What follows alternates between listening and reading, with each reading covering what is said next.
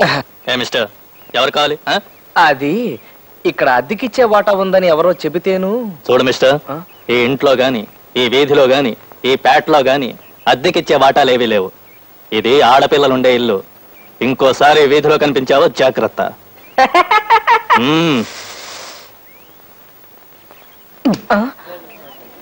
లావణ్య కోసమా? ఊరుకోరా. రే, నువ్వు అమ్మాయి వెంట పడుతున్నావు అని కాలేజీ మొత్తానికి తెలుసురా. రే పర్మిషన్ క్లాస్కి వెళ్ళే.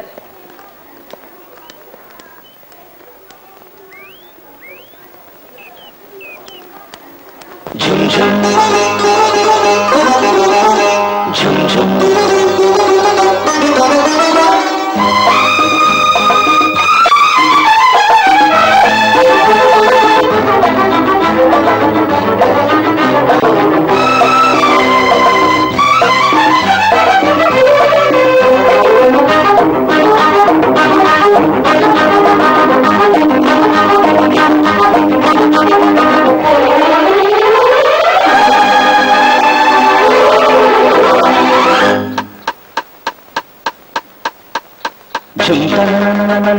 తకజం నిచ్చని నడకే మదగ జగమనం తకజం విచ్చిన నగదే మెరిసిన గగనం రెప్పల మాటున రెపరపలాడిన రేపటి ఆశలు ఒదిగి ఒదిగి గుసగుసమని తకజం నిచ్చని నడకే మదగ జగమనం తకజం విచ్చిన నగదే మెరిసిన గగనం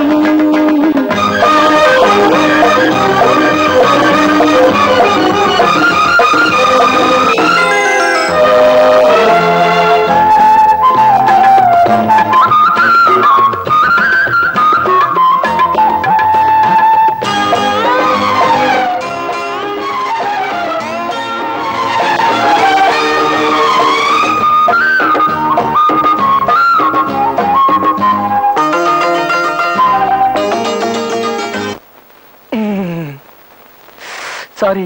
చూపులోనే ఓ సుప్రభాతం తలపు తలుపు తీయగా చూపులోనే ఓ సుప్రభాతం తలపు తలుపు తీయగా ఓతలేని ఓ మౌన గీతం రాగం తీయగా నందనాల నవ పారిజాతం ఇలకే జారగా ఊహలు గీచిన బొమ్మకు ఊపిరి వచ్చిన వెచ్చని కలలు విరిసి కలిసెను జత తకజం నిచ్చని నడకే మదగ జగమనం తకజం విచ్చిన నగవే మెరిసిన గగనం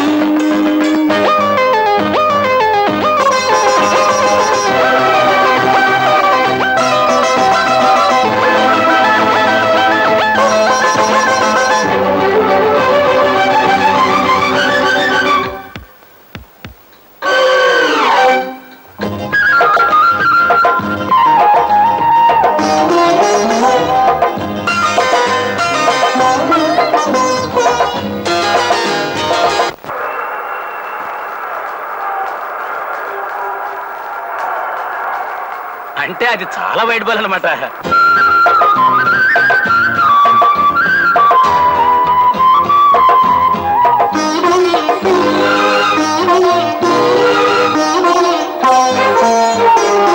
నీలి నీలి మేఘాల తేలి భూమికి దిగిన తారక నీలి నీలి మేఘాల తేలి భూమికి దిగిన తారక ఆలపించే అనురాగ వీణ పలికే గీతిక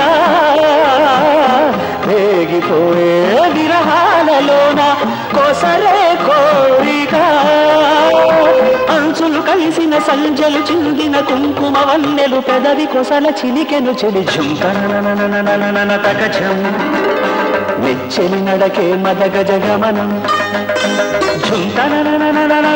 తకజం విచ్చిన నగలే మెరిసిన గగనం రెప్పల మాటున రెపరెపలాడిన రేపటి ఆశలు ఒదిగి ఒదిగి గుసగుసమని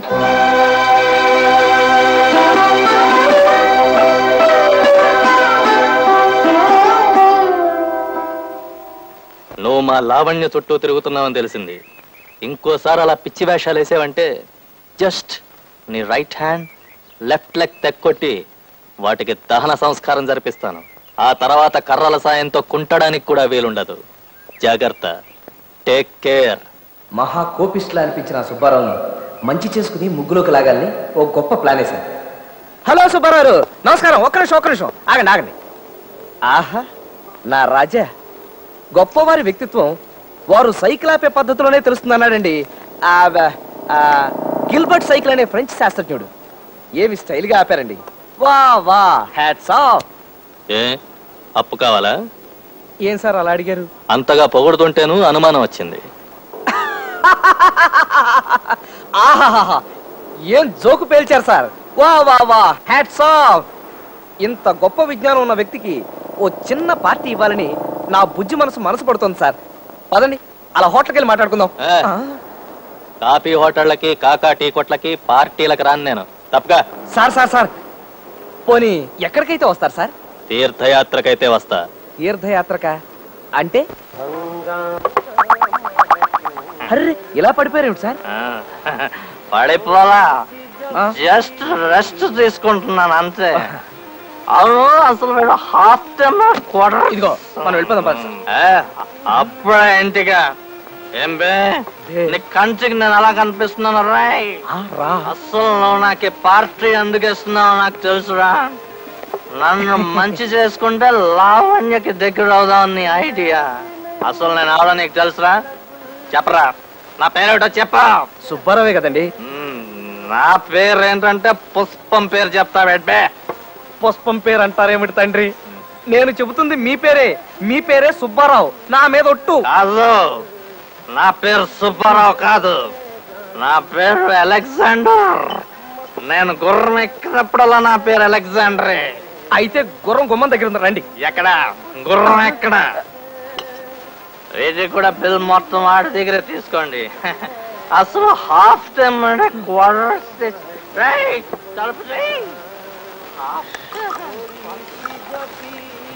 బిల్లు తీసుకుని చిల్లరేమండి సార్. చిల్లరేంటయ్యా? ఇదేం కాఫీ హోటల్ అనుకున్నావా 50 ఇచ్చి చిల్లర అడగడానికి? మొత్తం బిల్లు 940 రూపాయలు. 940 రూపాయల? ఎస్ సార్, తాగుడికి అంత రేటు ఉంటుందని నాకు తెలియదు సార్.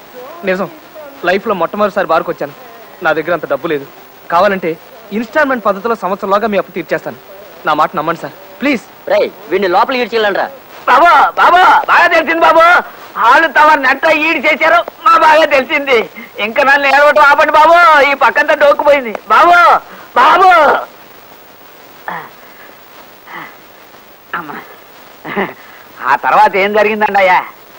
కాళ్ళు గడ్డాలు పట్టుకుని బతిమాలగా చివరికి నన్ను బేరర్గా ఓ 2 నెలల పాటు పార్ట్ టైం జాబ్ చేసి బాకీ తీర్చుకోమన్నాడు మేనేజర్. నన్నెవరూ గుర్తుపట్టకుండా వేషం మార్చి కుంటుతూ సర్వ్ చేయడం ప్రారంభించాను.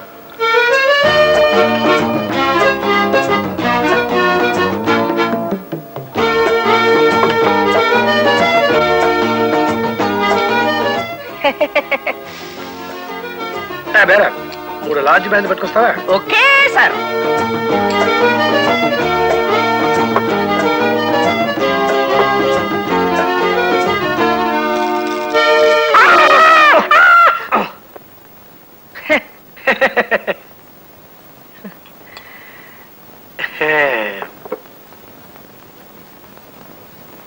ఏమిట్రా రాముడు, నువ్వు బార్లో?